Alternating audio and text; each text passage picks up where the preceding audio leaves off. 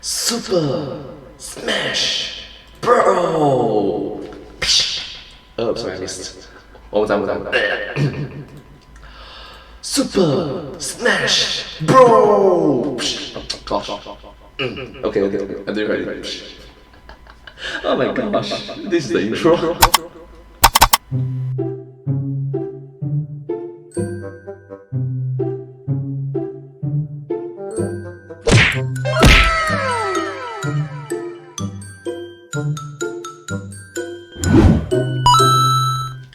Hello everyone, welcome to this video. In this video, I'll be reacting to one of the videos from the YouTube channel The Game Terrorists, and their videos are amazing. I'm a huge fan of their work, and I hope that you will like this video as well. It's about Super Smash Bro! Yes, did it. Anyways, let's watch it.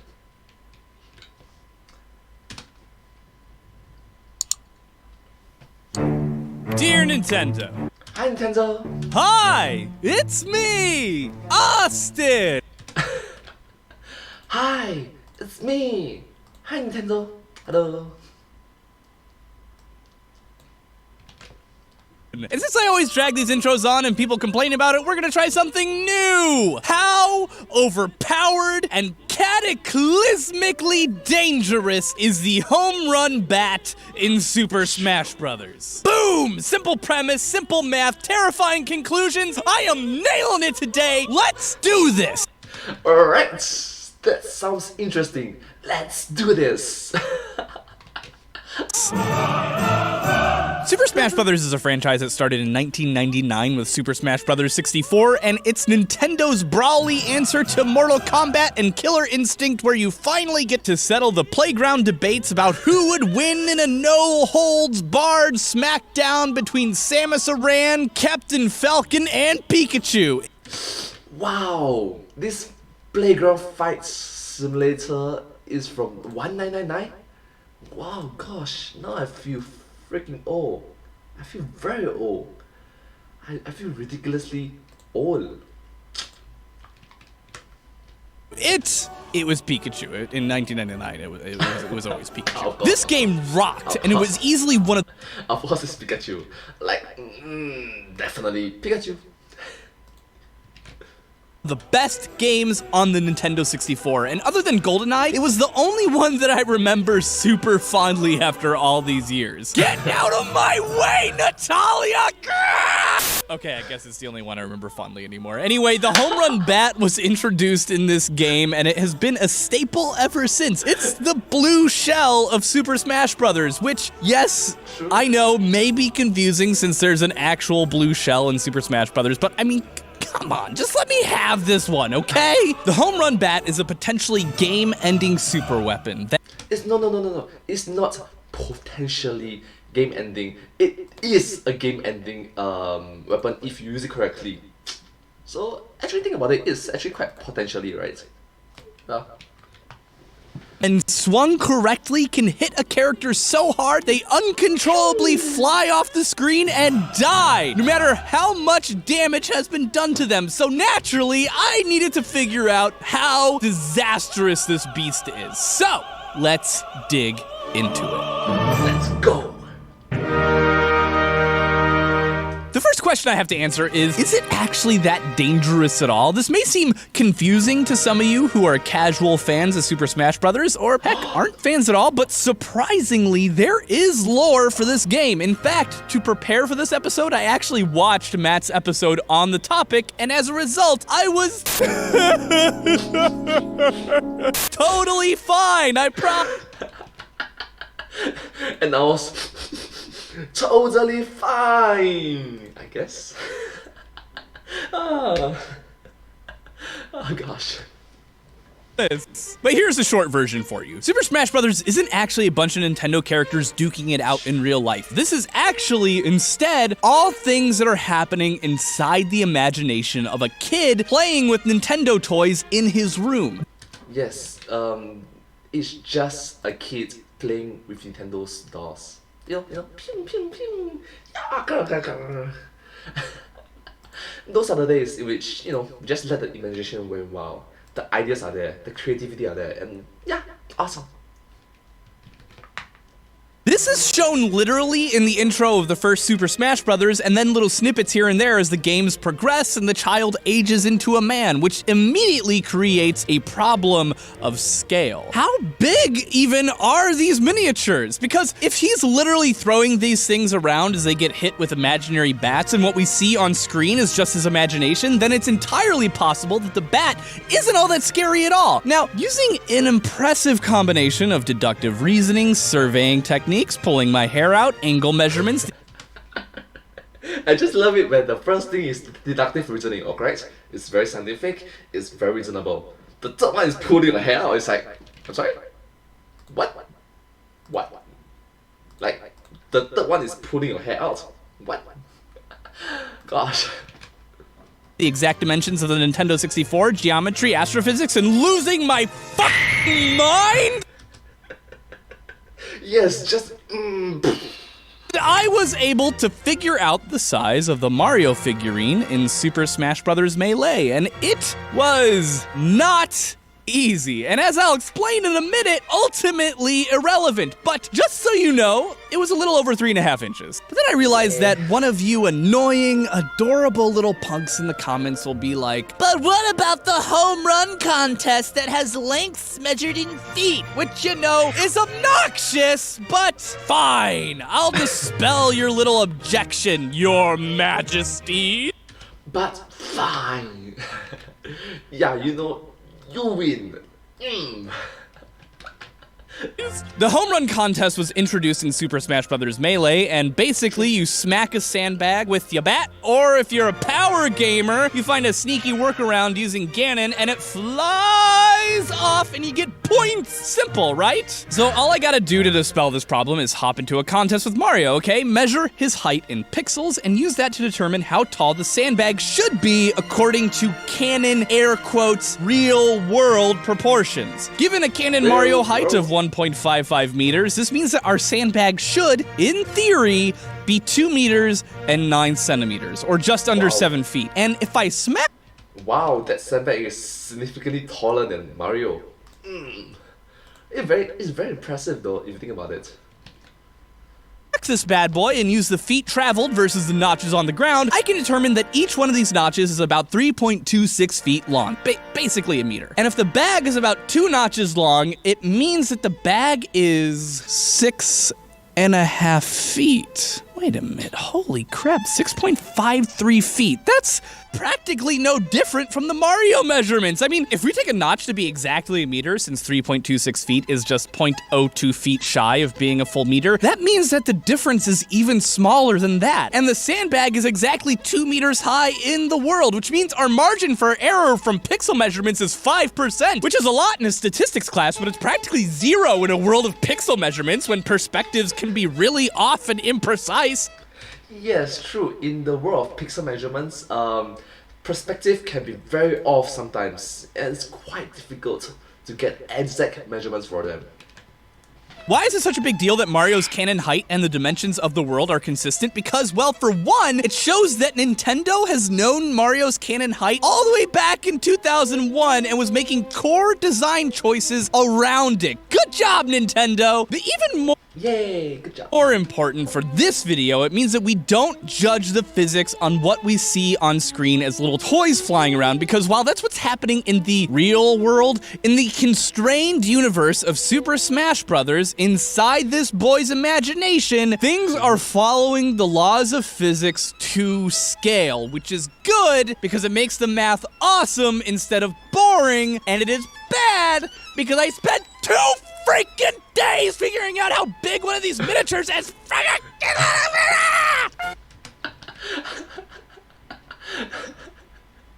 Very goofed. Gosh. Oh my god. All right. This bat, let's do this. Got it? Alright, this bat, let's do this.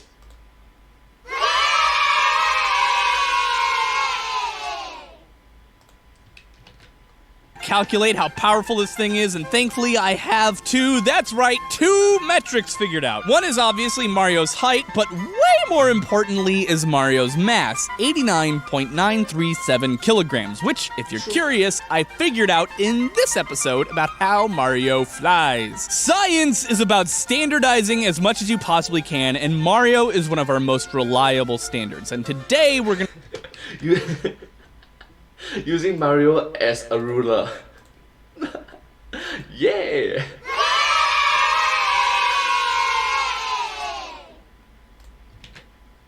Be focusing on these two things and one more, his nose. That'll make sense in a second. Physics in Super Smash Bros. Is calculated every frame unless you're in slow motion, in which case they're calculated based on the frame rate the game would be at. Not really that important. In order to figure out how fast our character is moving and how much force is needed, we need to do some strict measurement. Invisible measuring tape.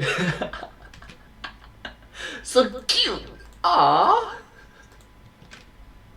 Which is where the all-important nose comes from. When struck with the bat, Mario freezes for a bit and enters this folded position. When he starts to move, in order to figure out how fast he moves, we have to measure this distance. And in order to be the most accurate, we have to use the Pythagorean theorem. But yeah! C squared equals to A squared plus B squared.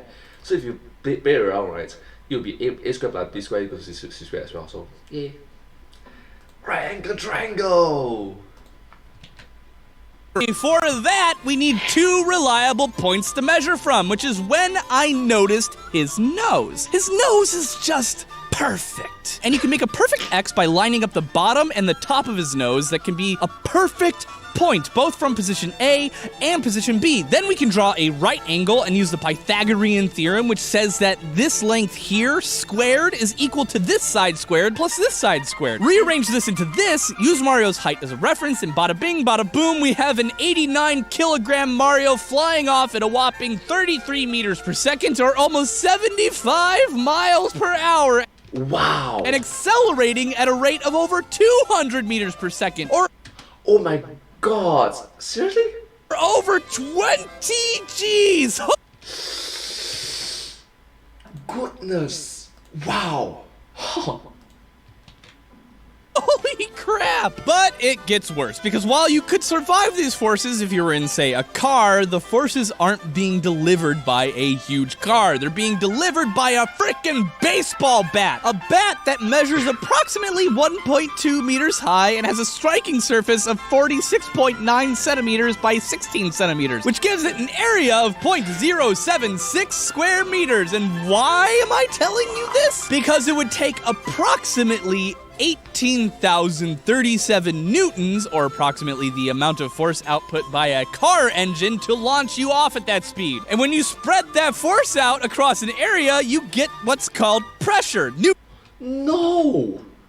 Your bones will break. What? Newtons per square meter. Pressure is a big freaking deal. It's why stepping on a single nail can send you to the hospital, but most people could lay on a bed of nails no problem, because the force of your body and gravity, which is your...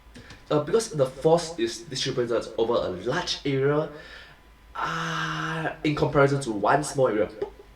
weight is spread out simultaneously across many points that together amount to a much wider surface area, which greatly reduces the pressure your body experiences from an individual needle. So while if you were in a car experiencing this force all over your body, you'd probably be fine, although you'd probably throw up because, 20 G's, but no, this thing right here is going right into Mario's gut. That means broken bones, ruptured internal organs, shattered nerves, internal bleeding. This dude is freaking toast. Good thing he responds, but... Good thing he responds. Well, ultimately speaking, this is just an imagination, so yeah. But, it gets much, much worse than this. Come on. This is just the tip of the iceberg. The previous math is for Mario getting smacked at 0%. I really like it that they use the meme as an iceberg being an ice cream. damage. Damage in Super Smash Bros. Works differently than it does in most fighting games. The more damage that's done to you, the more you get knocked back by attacks, which means someone with 50% damage flies faster than someone with 0%, and so on. So naturally, I calculated how fast someone hit with a bat at 200% damage would fly. 87 meters per second or almost 200 miles per hour. Nice! But what about more? More! I need more! What about maximum damage? Oh, children, this is when it gets out of control.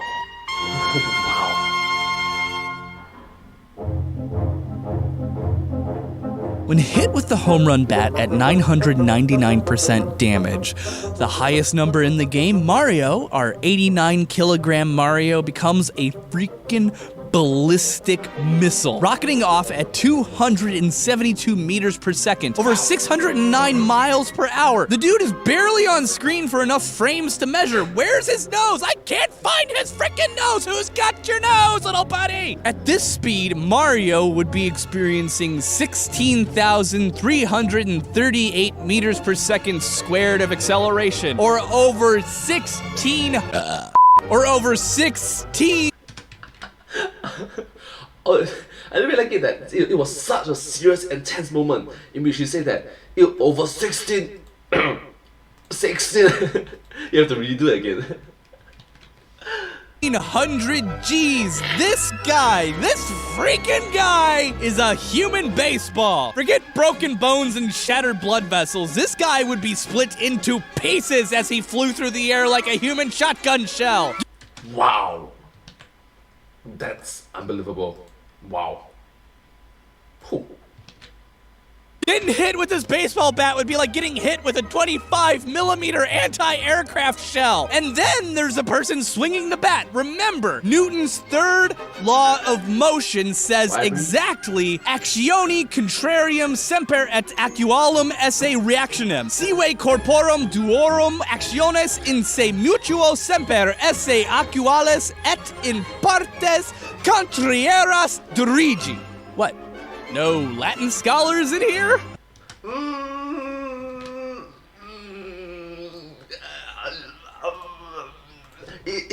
Viewers who are watching this video, can you understand that? I can. Fine. To every action, there is always opposed and equal reaction. Or the mutual actions of two bodies upon each other are always equal and directed to contrary parts. This means that the person swinging the bat is just as screwed, as the same level of energy travels down the length of the bat into their hands, shattering every bone it comes into contact with. Up the arms, down the muscles, dissipating as it goes, probably not killing them, but definitely dislocating both shoulders, causing severe bruising, infection risk from internal bone damage and microfractures, and either snapped tendons and muscles or dislocated hips. Pick your poison. They both suck. So, yeah, this thing makes no freaking sense. I guess that means that when you respawn, you're not actually the same character. You are dead. Someone just switched on a cloning machine and sent down a new pile of meat for the fight. Super. Just never say this game is less violent than Mortal Kombat. It's got a death bat. And don't think I've forgotten about the hammer either. It may be cartoon violence, but it's cartoon violence that would destroy you and everything you love in real life. You know, while I was at VidCon, people kept asking me what I do on YouTube. You talk about science, right? This here is what I do, but I realized something. There's a reason why I do this. It's not just fun to tear things apart using numbers, although it is, but it's because I find research and math fun. I love it. And I think in school, especially public schools, we get these tools, these amazing tools that can be used to answer amazing questions, from how deadly would the home run bat be in real life to how do we send scientists to the moon? Math and science are tools to answer questions, and I think that's something that's lost a lot in the classroom when you're forced to work on problems over and over and over and over and over again. Don't even get me started on word problems. If a train is moving west at 50 miles per hour and another train is moving east at 20 miles per hour, the track is 300 miles long, how long until they fall asleep from boredom? How long until they fall asleep from boredom? Dear Lord! Word problems should be the best part of math, but they're the worst! Boo! Boo! School! Yeah! Dead Marios! Math is fun when you're killing Nintendo characters! Class dismissed! Sincerely, Austin. Sincerely, Austin. Oh yeah, and don't forget to subscribe to the Game Terrorist right here. And if you're already subscribed, hit the little bell down there to get notifications when it happens. Do it, 'cause I said so.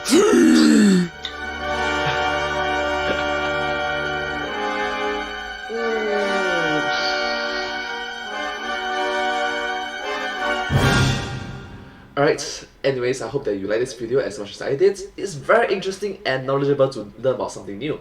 Moreover, this video is from the YouTube channel The Game Terrorist, and I'm a huge fan of their work, so please do watch more of their videos as well, so thank you. But anyways, thank you so much for watching this video, and I will see you next time. Thank you so much. And I also hope that you like my videos as well, so thank you. But hey, that's just a theory. A game theory. Thanks for watching. Hope to see you soon.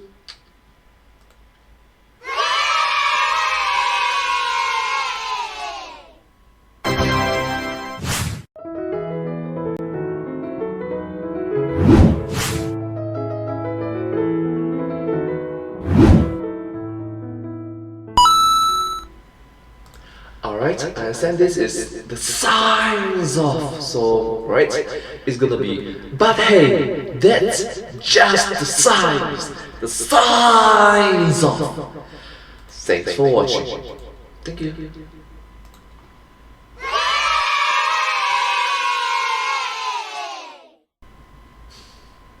Anyways, Super Smash, yeah, very classic.